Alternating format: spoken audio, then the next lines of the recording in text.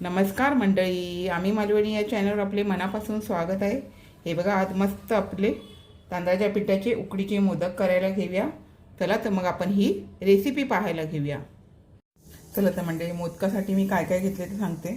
2 वाटीचं आपण तुम्ही माप घेतलं ना, तर 2 वाटी पीठ घेतलं तर 2 वाटी पाणी घ्यायचं। आता हे मी 2.25 वाटी पीठ घेतलंय, तर 2.25 वाटीच पाणी घेणार आहे आपल्याला जे पारी करायचं लागणार त्याच्यासाठी। आणि हे मी तांदळाचं पीठ घरामध्ये तळून घेतलंय घरघंटीवरती। सारणासाठी आपल्याला 2 वाटी खोबरं घेतलेलं आहे ह्या मापाने। त्याच मापाने मी 1 वाटी गूळ घेतलेला आहे। व्यवस्थित बरोबर माप होऊन जातं। आणि जरा थोडंसं आता पप्पाला मोदक बोलले तर जरासं वेगळे चविष्ट करण्यासाठी मी थोडेसे काजू, तीळ आणि खसखस हे भाजून घेणार आहे आणि याची पावडर करणार आहे। वेलची पावडर घेतली आहे आणि थोडंसं असं मी सुंठ पावडर करून घेतली, अगदी 1 चिमटी जायसारखी, छान अशी चव येते। मीठ तर आपल्याला सारणामध्ये 1 चिमटी जायसारखी लागणार आहे। पिठामध्ये आपल्याला चवीनुसार मीठ लागणार आहे। तर चला आता आपण पुढची कृती करायला घेऊया। हे बघा, आता आपण पॅन तापत ठेवला आहे, त्याच्यामध्ये तीळ घालून घेऊया। अगदी थोडेसे आपण असं गरम करून घ्यायचे, काजू, खसखस, तीळ वगैरे, आणि छान असं पावडर करून घ्यायची। मस्त असं आता मी परतवून घेते। हे बघा, अगदी जरासे, जास्त आपल्याला हे करायचे नाहीये, थोडेसेच असे परतवून घ्यायचे। हे बघा, छान असे आपले आता हे तीळ पण उडायला लागले, खसखस पण व्यवस्थित भाजले गेले। आता हे काढून थंड करून आपल्याला सारण करून घ्यायचं आहे। हे बघा, आता आपण पॅनमध्ये 1 चमचा तूप काढून घेतलंय, त्याच्यामध्येच आपल्याला हवल्या नारळाचा कीस घालायचा आहे आणि थोडंसं असं परतवून घ्यायचं आहे। आधी गूळ घालून जरी केलात तरी चालतं, आणि अशा प्रकारे जर तुम्ही जर खोबरं आधी परतवून घेतलात आणि नंतर गूळ घातलं तरी चालतं, जेणेकरून मोदक छान असे 2 दिवस राहतात आणि ते मोदक असे फाटले जात नाही। कारण खोबऱ्याला ते पाणी असतं ना, ते असं व्यवस्थित असं सुकलं जातं। आता हे मी थोडंसं परतवून घेते। हे बघा, आता हे मी परतवून घेतलंय, त्याच्यामध्ये 1 वाटी गूळ घालून घेऊया आपण, आणि गूळ विरघळेपर्यंत आपल्याला हे छान असं परतवून घ्यायचं आहे। आता हे मी छान व्यवस्थित असं गूळ विरघळेपर्यंत व्यवस्थित असं परतून घ्यायचं, सारखं परतवत राहायचं, अजिबात हे चमचा बाजूला काढायचा नाही, नाहीतर लागेल खाली। आता हे मी परतून घेते। हे बघा, काजू, तीळ आणि खसखस ही जी मी भाजून घेतले त्याची मस्त अशी पावडर केली आणि छान असा सुगंध येतोय। तुम्ही एकदा अशा प्रकारे करून बघा। आपण आणि मिल्क पावडर जरी घालायची असेल तरी तुम्ही घालू शकता, तशा प्रकारे पण करते मी मिल्क पावडर। आता मी मिल्क पावडर वापरत नाही, मिल्क पावडर घालून पण मी करते, त्याची पण चव छान येते, पण आता मी ह्या पद्धतीत करते आणि खूप छान असं सुगंध येतोय। आता हे छान असं परतून घेऊया। आता हे बघा, मस्त असं आपलं व्यवस्थित हे सारण होत आलंय। जास्त त्याला पातळ ठेवायचं नाही, थोडंसं सुकं करून घ्यायचं। पातळ ठेवलं ना तर तुमचं हे पाती अशी फुटू शकतात। आणि आता आपल्याला यामध्ये गोडाचा पदार्थ आहे म्हणून 2 चिमटी असं मीठ घालून घेऊया। हे बघा, 1.5 चमचा वेलची पावडर आणि चिमटीभर जायफळ पावडर, थोडीशी जायफळ पावडरनी कशी छान अशी चव येते। आता हे मी छान असं परतून घेते। हे बघा, आता मस्तपैकी आपलं हे बघा व्यवस्थित सुकलं गेलंय। आणि आता आपण गॅस बंद करूया आणि पॅनमध्येच ठेवायचं नाही, नाहीतर करपलं जाणार। दुसऱ्या भांड्यामध्ये लगेच काढून घ्यायचं। तर आता आपण पीठ भागवायला घेऊया। चला, आता हे 2.25 पेले पाणी तापत ठेवलंय, त्यात आपण तूप घालून घेऊया। चला, आता हे पाणी उकळत आहे तसं ह्यामध्ये मीठ घालून घेऊया। चला, छान असं पाणी उकळलंय, तर आपल्याला हे यामध्ये पीठ घालून घेऊया आणि मस्त असं पीठ आपल्याला भागवून घ्यायचं आहे। आता हे मी भागवून घेते, जेवढ्यात तेवढं पाणी आहे। तुम्हाला पाणी जास्त वाटतंय, पण आता हे व्यवस्थित होऊन जाणार। बघितलं, जेवढ्यात तेवढं पाणी आहे। टाकताना वाटतं की असं जास्त आहे, पण जेवढं 2.25 वाटी मी पीठ घेतलंय तेवढं 2.25 वाटीच मी पाणी घेतलं। 2 वाटी तुम्ही घेऊ शकता, 2 वाटी पाणी मी जरा 2.25 वाटी घेतलंय। तर असं पीठ उरलं तर आपण तुम्ही ह्याची भाकरी पण करू शकता असं, त्याच्यामुळे तांदळाचं पीठ काय तुमचं फुकट जात नाही। आता आपण हे गॅस बंद करू, याच्यावरती अगदी 5 मिनिटं झाकण ठेवायचं आणि थोडंसं गरम असतानाच आपल्याला भागवायला घ्यायचं आहे, नाहीतर गुठळ्या होऊन जातात। अगदी 5 मिनिटं आपण झाकण ठेवूया आणि मग मळायला घेऊया। हे बघा, अगदी 5 मिनिटं ठेवलेलं, कारण मस्त असं वाफवलं पाहिजे म्हणून। आणि आपल्याला ह्या आता गाठी असतील तर त्या मोडून घ्यायच्या आणि गरम गरमच तुम्ही असं करून घ्या, जेणेकरून तुमचं पीठ छान मळलं जातं। आता हे मी असं करून घेते आणि मग पीठ मळूया। हे बघा, आपण पेल्याने असं छान करून घेतलंय। आता मस्त असं तुम्हाला वाटते बघा मस्त झालं आहे. आणि थोडासा पाण्याचा हात लावून मग तुम्ही हे पीठ मळून घ्यायचं. आता मी पाण्याचा हात लावून अजिबात आता जास्त पाण्याचा हात लावून मी जेवढ्याच तेवढं मस्त बरोबर पाणी घेतलं. 2.25 पेले पाणी तर 2.25 पेले तुम्ही पीठ घेऊ शकता. हे लक्षात मात्र ठेवा. मग तुमचं पीठ व्यवस्थित असं जेवढ्याच तेवढ्यात. मग हात जरा गरम लागतो म्हणून थोडं चटके बसतात म्हणून थोडंसं हाताला पाणी लावायचं. आता हे मी थोडं असं करून पीठ छान व्यवस्थित मळून घेते. मळून घेतल्यावरच मोदक छान होतात. हे बघा अगदी कसं सुतासारखं म्हणजे असं एकदम रबरसारखं हे पीठ होतं. आता ह्याला थोडासा तुपाचा हात लावून असं मळून घ्यायचं. तर अगदी थोडंसं मळून घेऊया पुन्हा. आता आपल्याला थोडंसं पीठ घेऊन गोळे करून घ्यायचे. बाकीचं पीठ व्यवस्थित झाकून ठेवायचं जेणेकरून सुकलं नाही पाहिजे करून. हे बघा अशा प्रकारे लोरी करून आपल्याला म्हणजे लाटी करून आपल्याला असे गोळे काढून घ्यायचे. छोटे मोठे तुम्हाला काय मोदक करायचे त्यानुसार. हे बघा असा गोळा करून घेतला आहे. सुकं पीठ किंवा तुम्हाला पाणी जर हाताला लावायचं असेल तरी तुम्ही लावून घेऊ शकता. आणि अशा प्रकारे बघा अंगठा आहे ना, अंगठा आतमध्ये घ्या.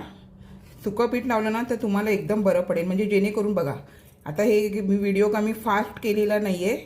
हे मी जी पाती आहे ती पटापटा करते. बघा दाखवते तुम्हाला. मी स्लोमध्ये पण एक पाती दाखवणार किंवा शॉर्ट्स व्हिडिओमध्ये मी तुम्हाला दाखवीन.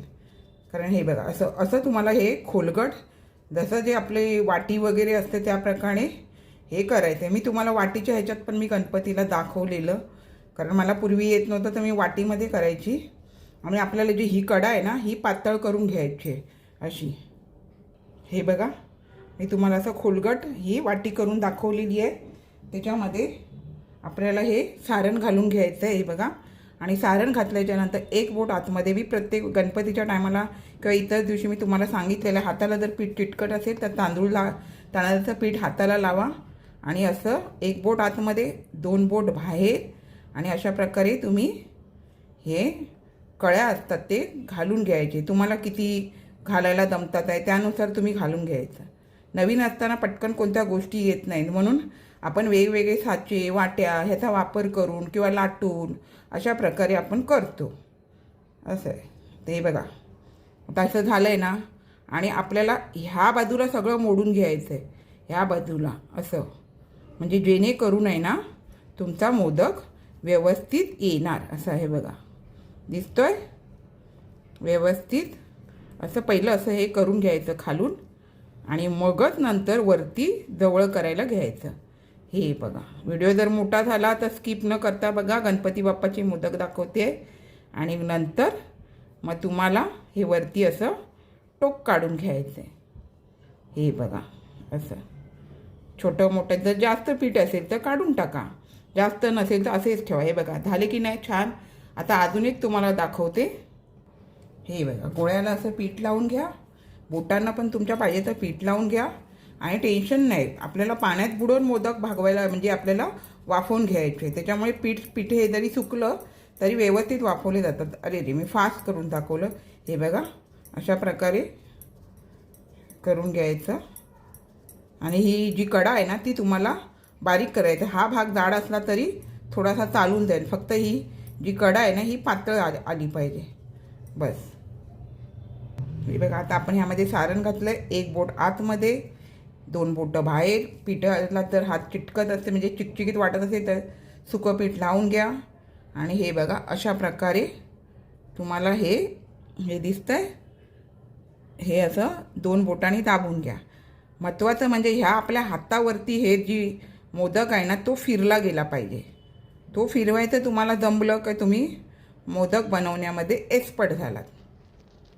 हे बघा अशा प्रकारे. आता हे अशा प्रकारे झालं आहे ना.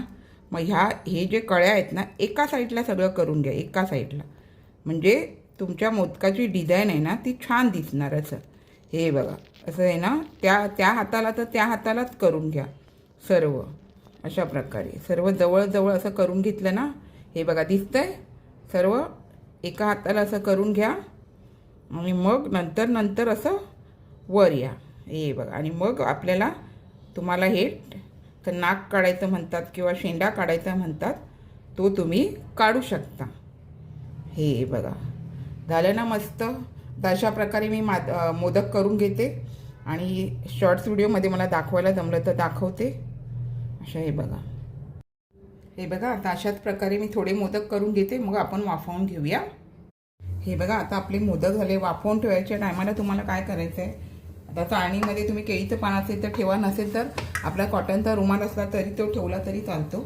आणि असं हे पाणी असतं ना, या पाण्यामध्ये मोदक असे डुबकायचे आणि ठेवायचे, कारण आपल्याला मोदक असे वळेपर्यंत वेळ लागतो ना, त्याच्यामुळे हे वरची पाती सुकली गेलेली असते. त्याच्यामुळे अशा प्रकारे पाण्यामध्ये ठेवून आपल्याला हे वाफवायला घ्यायचे. आता मी अशा प्रकारे सर्व ठेवून घेते. हे बघा आता आपण हे सर्व ठेवलं आहे.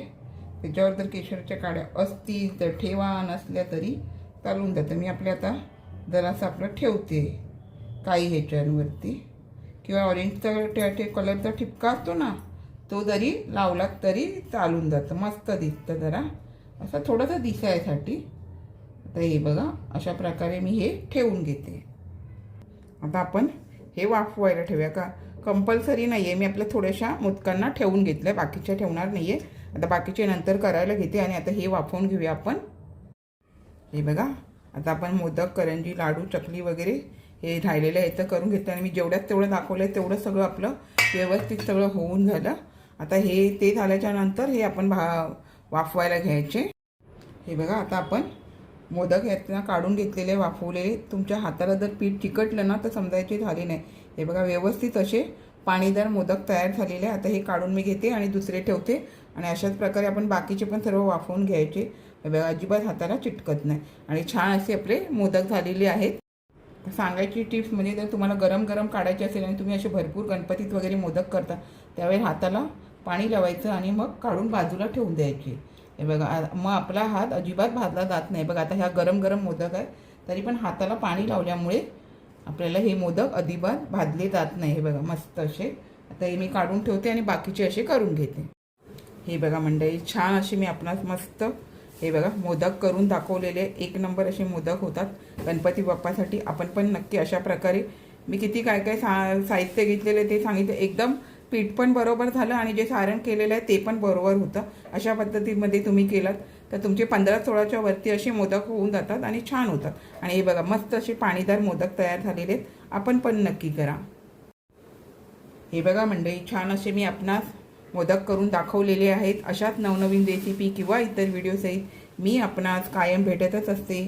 आपण माझ्या चॅनलला लाईक, शेअर, सबस्क्राईब, हाईप करायला विसरू नका. चला तर आता इथेच थांबते.